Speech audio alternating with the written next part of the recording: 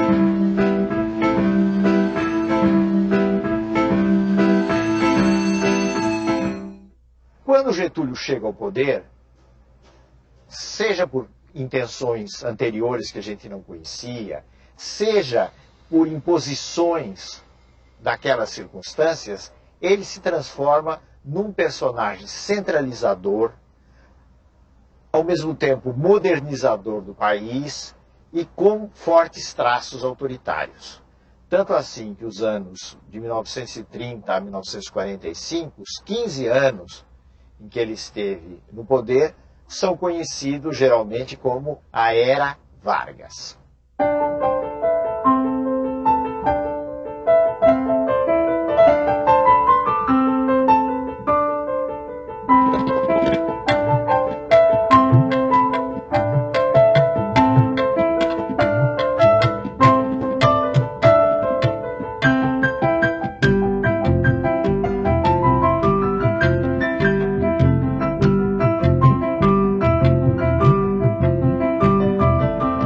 Getúlio teve que enfrentar problemas internos do seu governo, das forças que o apoiavam, e problemas externos da oposição.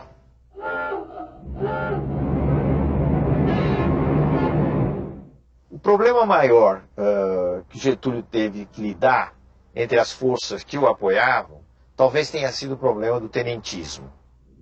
Porque os tenentes haviam apoiado a Revolução de 30, mas tinham suas ideias próprias a respeito do que devia ser feito. Então houve um verdadeiro confronto entre o governo Getúlio e os tenentes. O confronto nunca foi um confronto armado, entenda-se bem, foi uma disputa política. Esse confronto acabou terminando com um triunfo do governo Vargas. Então, os tenentes ou saíram do exército, ou se integraram em alguns movimentos radicais, ou, em sua maioria, passaram a apoiar o governo Getúlio.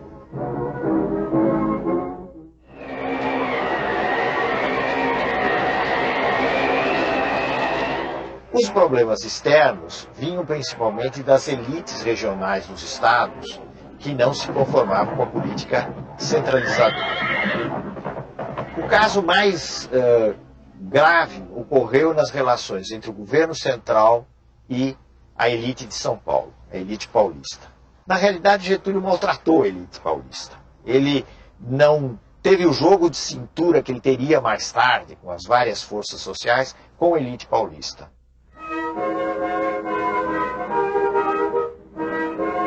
Isso deu origem a muitas resistências e acabou gerando a Revolução de 1932. Herói sua luta feito, firma sua tradição, tendo nas mãos o direito e a pátria no coração. São Paulo lutou durante vários meses praticamente sozinho, mas no fim foi derrotado pelas forças do governo federal, sobretudo pelas forças do Exército Nacional. Marcha vitória, animos A Revolução de 1932 foi chamada de Revolução Constitucionalista porque os revolucionários queriam que fosse interrompida a ditadura que Getúlio tinha implantado, que ele denominou de governo provisório, ele não falava em ditadura nessa época, queria interromper com a convocação de uma Assembleia Constituinte para se aprovar uma Constituição no país e se implantar um regime democrático. Nesse sentido, a Revolução foi vitoriosa. Ela foi derrotada pelas armas, mas ela pôs na ordem do dia a necessidade que havia de se dar uma forma legal para o país. E se interrompeu o governo que Getúlio estava chefiando e que era chamado de governo provisório. Então, Getúlio Vargas convocou eleições, que foram realizadas em maio de 1933, para uma Assembleia Constituinte. Essa Constituinte aprovou uma Constituição em julho de 1934. 16 de julho de 1934. A República Brasileira tinha a sua segunda Constituição. Jornada de 8 horas, proibição de trabalho a menores de 14 anos, repouso semanal obrigatório, férias remuneradas, eram alguns dos... Mas talvez, do ponto de vista político, a coisa mais importante da Constituição de 1934 foi a instituição do voto secreto. Essa Assembleia, depois que se reuniu e aprovou a Constituição, foi ela mesma quem elegeu presidente da República por voto indireto, o Getúlio Vargas. Em frente ao Palácio Tiradentes, o povo assiste à chegada do carro presidencial. Uma delegação de constituintes recepciona o chefe do Executivo. O recinto da Câmara dos Deputados estava completamente lotado. Há 8 anos que não se realizava uma cerimônia deste gênero.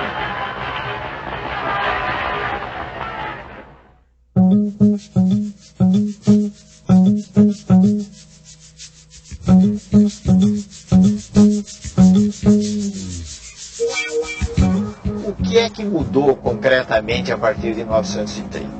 Vamos pegar algumas áreas, não é possível examinar todas as áreas. Então vamos pegar a área da economia. O que aconteceu durante os anos 30, até o final dos anos 30, foi o fato de que o Brasil tinha condições de produzir café numa escala muito maior do que o mercado mundial em crise podia absorver.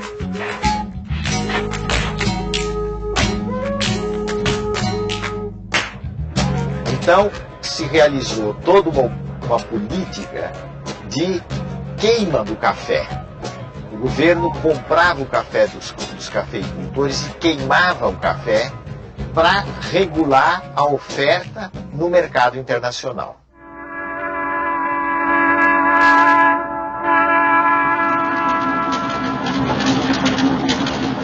A outra mudança importante foi a expansão da produção do algodão. Então, nesse momento de crise, o algodão, de certo modo, veio em socorro das exportações brasileiras. E isso tem a ver com um fenômeno europeu, que foi o fortalecimento da Alemanha, infelizmente sob o controle de Hitler, e foi essa Alemanha nazista que começou a comprar em grande escala, para a produção de tecidos, o algodão brasileiro.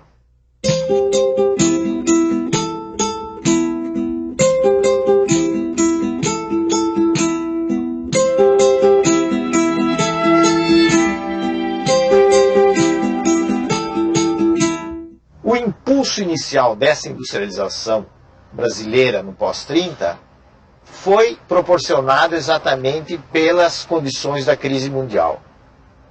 Como era complicado importar mercadoria acabada, produtos industriais acabados, porque o R$1.000, que era a moeda do tempo correspondente ao real, tinha se desvalorizado, e porque ele não existia R$1.000 em quantidade suficiente, porque o Brasil não exportava da mesma forma que exportava antes de 1930, o país foi incentivado a substituir essas importações.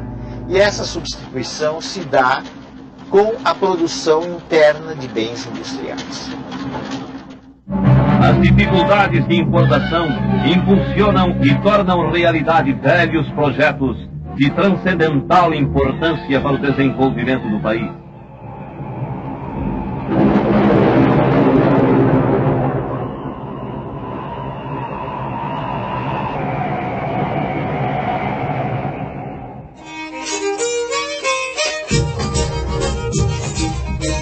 Sobretudo a partir de 1930, com exceção dos japoneses, a mão de obra estrangeira deixou de vir para o Brasil. E a mão de obra utilizada nos grandes centros do Centro-Sul foi principalmente aquela que migrou de pequenas cidades mineiras e que migrou do Nordeste, entrando principalmente na atividade da construção civil e da atividade industrial.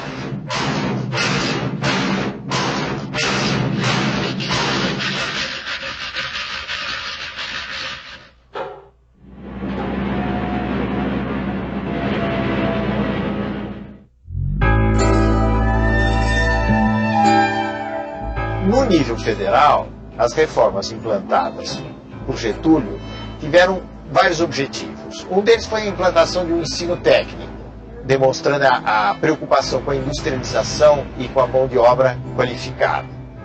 A outra coisa foi a melhora da qualidade do ensino e a padronização do ensino nos níveis secundário e nos níveis universitários.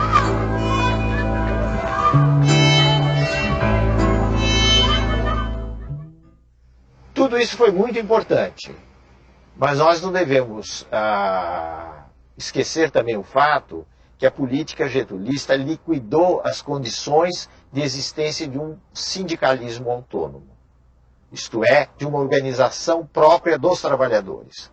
Ele fez tudo isso de cima para baixo, autoritariamente, como era o seu estilo.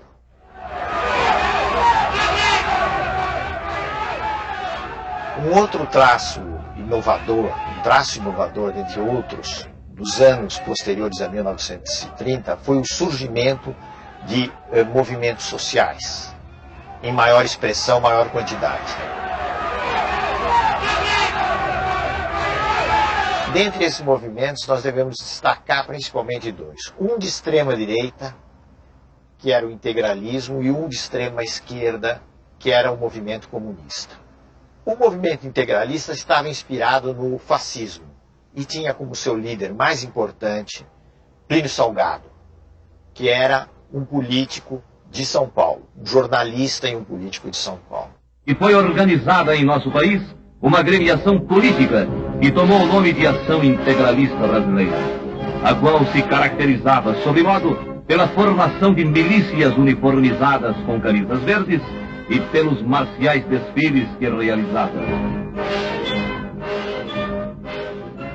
Os integralistas eram nacionalistas, totalitários, adversários das liberdades democráticas e acreditavam num regime sustentado por um partido único. Eles apoiaram Getúlio Vargas na esperança de que através de Getúlio eles chegassem ao poder. Getúlio lhes deu alguma corda até o golpe do Estado Novo, até novembro de 1937. A partir daí os integralistas foram marginalizados, uma parte deles tentou um golpe que fracassou e o movimento deixou de ter importância maior na cena política. Os comunistas tinham uma outra tática, que era a tática de enfrentamento, a tática de oposição. E com isso eles chocaram de frente com o governo Getúlio. Eles formaram um organismo, a Aliança Nacional Libertadora, que pretendia ser uma grande frente popular contra o governo Getúlio e por grandes reformas no país.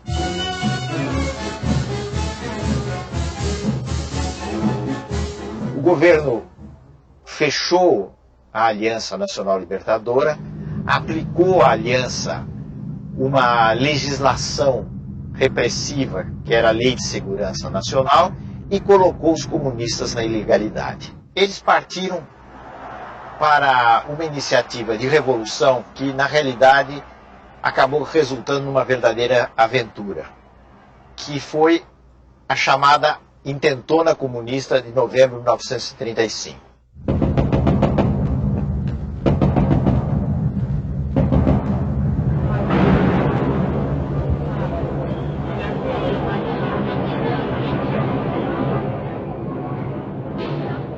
A consequência mais importante da insurreição comunista de 1935 foi o fato de que ela deu o pretexto que o Getúlio Vargas e os círculos do governo, principalmente a cúpula do exército, estavam esperando para iniciar uma repressão no país e, mais do que isso, preparar o caminho para a instalação de um regime autoritário. Isso se fez através do golpe que instituiu o Estado Novo, o golpe de 10 de novembro de 1937.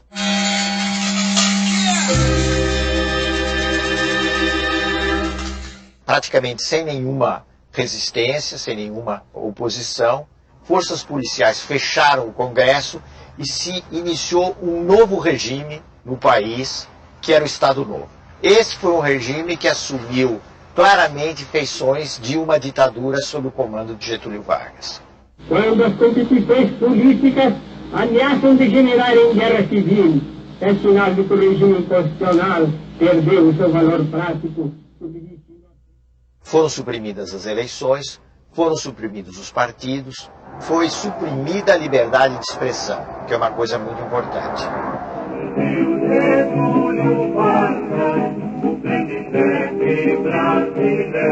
Na maneira de ver de Getúlio e dos generais e dos círculos civis que apoiavam Getúlio, não deveria haver lugar para partidos no país. Os partidos eram parte, eram coisas nocivas à organização do país. Era preciso organizar um todo nacional, de cima para baixo, tendo como chefe supremo o chefe da nação, ou seja, Getúlio Vargas.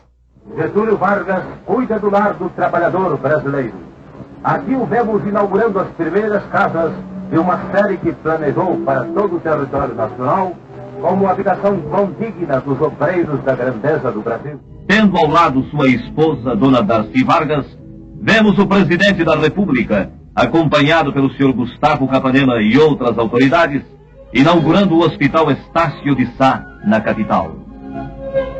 Getúlio Vargas inaugurava o Instituto Nacional do Livro. Aqui o vemos em companhia do senhor Herbert Moses. O presidente da República assistia à grande parada militar comemorativa de nossa independência.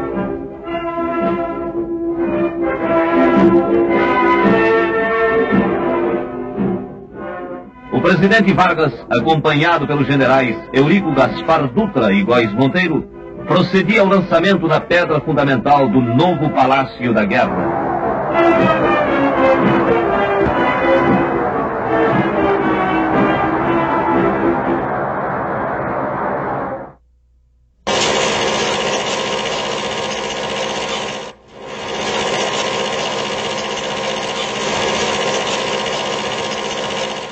Especialmente no Estado Novo, houve uma ampla utilização do cinema, do teatro, do jornal, do rádio, que tinha uma importância muito grande, para enaltecer as façanhas do governo Getúlio e do Estado Novo. O ambiente nacional tem reagido sabiamente contra esses agentes de perturbação e desordem. A propaganda insidiosa e dissolvente apenas impressionou os pobres de espírito e serviu para agitar os mal-intencionados. E isso representou alguma coisa de muito diferente, vamos dizer assim, de inovador, se considerarmos o que era o Brasil anterior a esse período. Regulären Soldaten geschaffen. Seit 5:45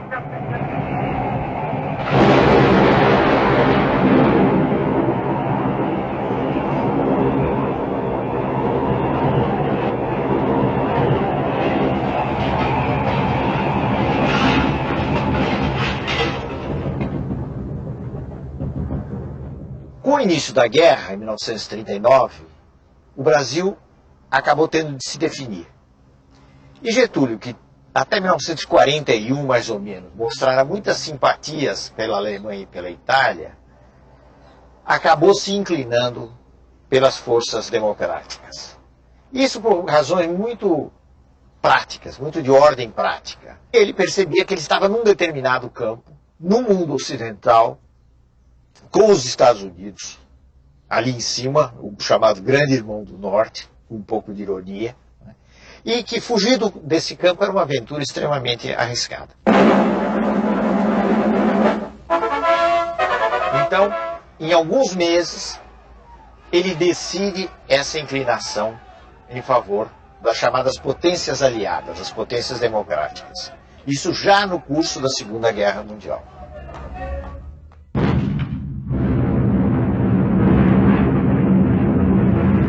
Aí as investidas dos alemães contra a Marinha brasileira levaram mais rapidamente à ruptura de relações com os países do eixo, Alemanha, Itália, depois o Japão, e finalmente a declaração de guerra contra esses países. Aqui esta manhã para receber uma nova força expedicionária que justamente nesse momento está chegando para se juntar aos combatentes de tantas outras nações que já se engajaram na frente da guerra.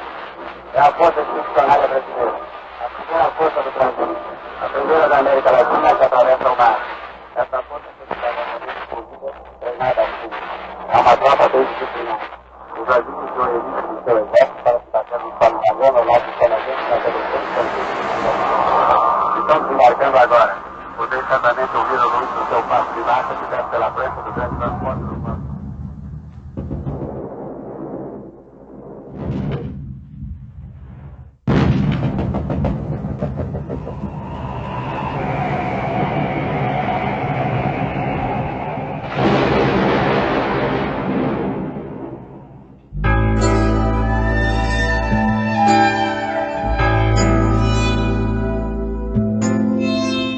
O que determinou a crise do Estado Novo?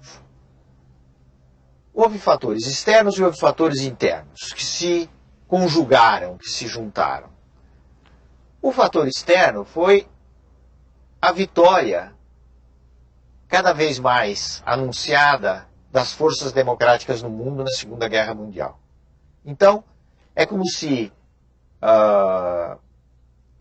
todas aquelas antigas ideias que vinham do começo dos anos 30, todas elas autoritárias, entrassem em crise, se desprestigiassem, e a ideia de democracia, o direito de intervenção na nação, nos destinos da nação, se tornasse uma ideia muito forte.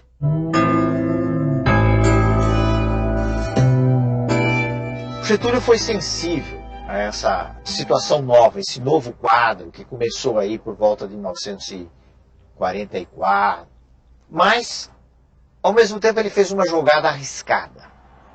A jogada foi tentar se apoiar num certo tipo de mobilização popular, como ele nunca tinha feito no passado.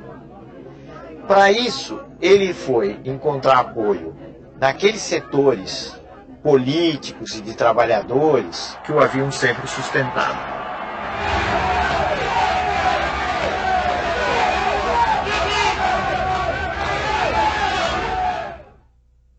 Essa mobilização desagradou os meios militares, desagradou gente como o general Góes Monteiro, o general Dutra, que haviam sido os articuladores do Estado Novo. Então, muitas vezes se diz que o Estado Novo foi derrubado por aqueles mesmos homens que o haviam implantado. Já fiz a minha parte na grande tarefa de mobilizar para o engrandecimento comum as forças criadoras da nacionalidade. Getúlio foi deposto praticamente a frio, e duas coisas são importantes. Primeiro, que ele conservou intacto o seu prestígio popular. E a outra coisa é que não houve, da parte dos generais e das elites civis que depuseram Getúlio, a intenção de jogá-lo para fora do jogo político. E a crise teve como consequência a renúncia de Getúlio Vargas, que em 29 de outubro de 45 deixou o Catete rumo a Itu, sua fazenda no município de São Borja.